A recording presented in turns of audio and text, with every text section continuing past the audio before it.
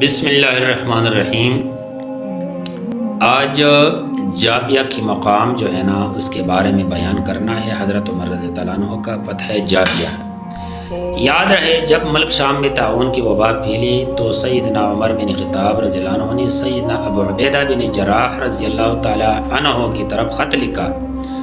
اور مدینہ منورہ آنے کا حکم دیا، لیکن ابو عبیدہ بن جراح رضی اللہ تعالیٰ نے یہ کہہ کر آنے سے معذرت کر لی کہ میں مسلمانوں کے لشکر میں سے ایک لشکر میں ہو اور میں اپنے جسم اور جان کے ساتھ اس بیماری سے باقی مسلمانوں کو چھوڑ کر اعراض کرنے والا نہیں ہو۔ سیدنا عمر نے جب ان کے طرف سے یہ جواب پڑھا تو ان کی آنکھیں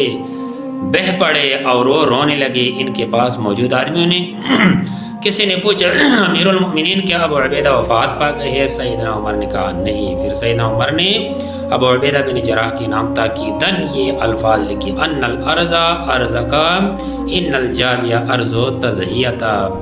فظہروا بالمہاجرین انہا۔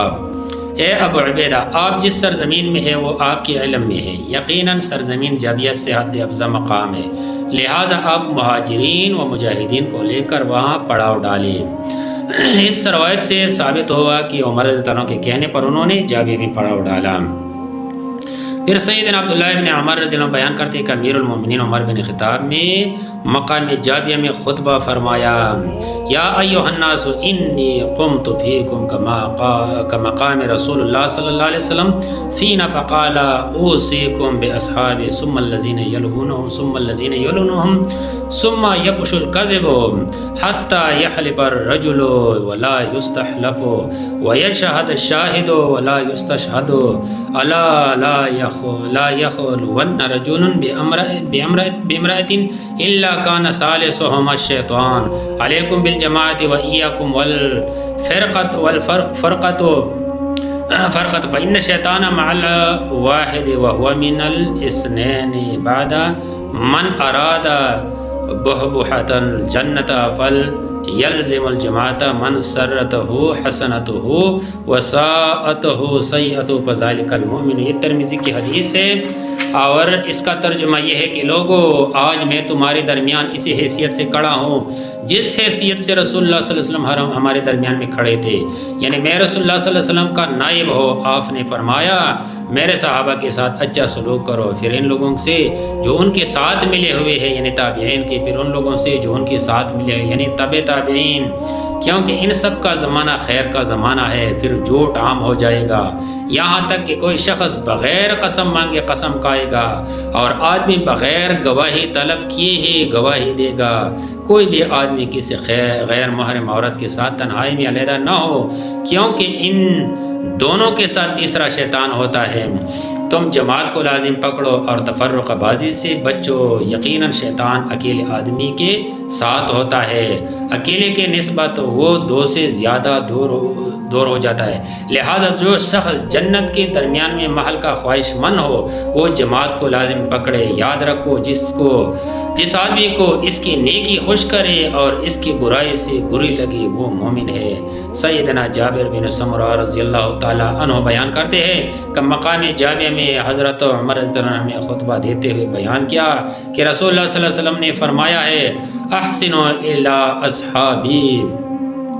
یعنی میرے صحابہ کے ساتھ اچھا سلوک کرو۔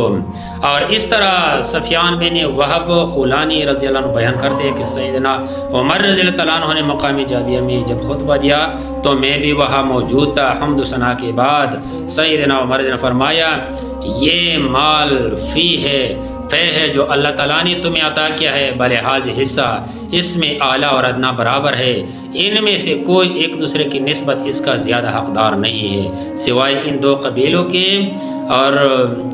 الخم اور جزام کے، ان دونوں کے لیے میں کچھ بھی تقسیم نہیں کروں گا۔ تو قبیلہ الخم کے ایک شخص نے کھڑے ہو کر اعتراض کرتے ہوئے کہا اے ابن خطاب، میں تمہیں اللہ کی قسم دیتا ہوں کہ عدل و انصاف سے کام لو۔ تو سیدنا عمر نے کہا خطاب کا بیٹا صرف عدل اور انصاف اور مساوات ہی چاہتا ہے، اللہ کی قسم میں جانتا ہوں اگر صنعاء کی طرف بھی ہجرت کرنا ہوتی تو یہ جگہ دوسرے لوگوں کی نسبت لخم اور جزام قبیلہ قبیلوں کے قریب ہے، تو بے لخم اور جذام قبیلوں کے لوگوں میں سے تھوڑے ہی لوگ ہجرت کرتے۔ سو جن لوگوں نے سفر کے صحبتیں اور تکلیفیں اور مصیبتیں برداشت کی اور ضروریات کو قربان کر کے یہاں لڑنے آئے، میں انہیں ان لوگوں کے برابر کیسے قرار دے سکتا ہوں جو اپنے ہی علاقوں میں لڑتے رہے۔ یہ سن کر ابو حدریج نے کھڑے ہو کر کہا، اے امیر المومنین، اللہ تعالیٰ نے ہمارے علاقوں کی طرف ہی ہم پر ہجرت مقدر کر دی تھی، تو ہم نے اس کی دین کی مدد کی اور اس کی تصدیق کی، تو کیا یہ چیز ہمارے اس حق کو ختم کر دے گی جو اسلام نے مقرر کیا ہے؟ سیدنا عمر نے قسم اٹھا کر کہا، میں اس مال کو 3 مرتبہ تقسیم کروں گا۔ پھر انہوں نے اسی لوگوں میں تقسیم کرنا شروع کیا اور ہر ایک کو نصف دینار ملا، اگر اس کے ساتھ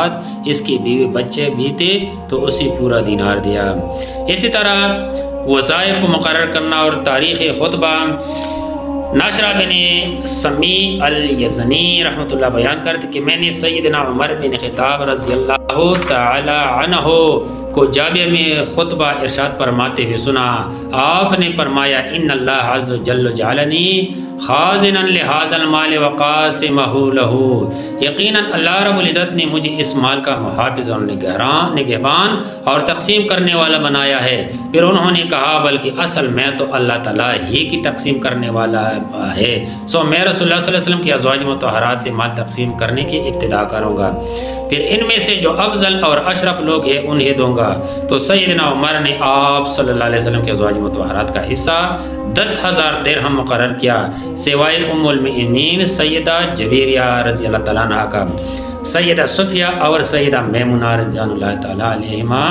اور سیدنا عائشہ رضی اللہ عنہ نے کہا، نبی کریم صلی اللہ علیہ وسلم ہمارے درمیان عدل اور انصاف اور برابری کرتے تھے، اور امیر المومنین عمر بن خطاب نے بھی ہمارے درمیان حصہ مقرر کرنے میں عدل اور انصاف اور برابری ہی کی ہے۔